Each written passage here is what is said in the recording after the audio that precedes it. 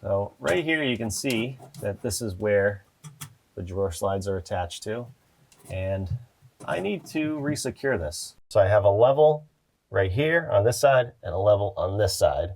If I hold both of those sides level, this piece right here, this plywood on the bottom, it happens to be even. So all I have to do is hold this even to the bottom of this plywood, and this whole frame will be level. I just want to make sure that the distance from here to here, the back side of this plywood, is the same in the back as it is in the front. 1 3/4. I'll hold this up where it needs to be, get it to 1 3/4, and then double check the other side. That measurement is actually different. 1 1/16. 1 1/16.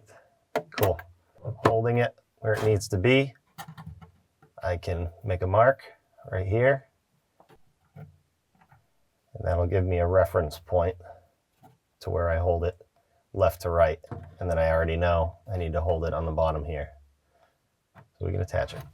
I'm going to use 1 3/4 construction screws, and I'm going to first use a countersink bit to pre-drill and countersink so these heads sink in a little bit. And there is a gap between these two pieces of plywood, so I'm going to put a shim in where I'm going to put a screw.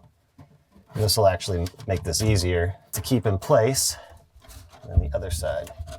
There we go. That's where I'm going to put my screws. Obviously, you want to make sure that you have enough room on the back. You're not going to drill into another cabinet. I have plenty. That'll be good. We'll get a screw in there. Cool. Same thing on the other side. And I'm just going to cut these shims. Why not? So now that entire frame is secure. You might have to do something like this to add to your cabinet, or you might have this already and just have to change the slides out. But the good thing about making it level like I just did is that I know that I can take these slides off, and then I can just hold the slides to the bottom here tight and the bottom in the back tight and make an easier install.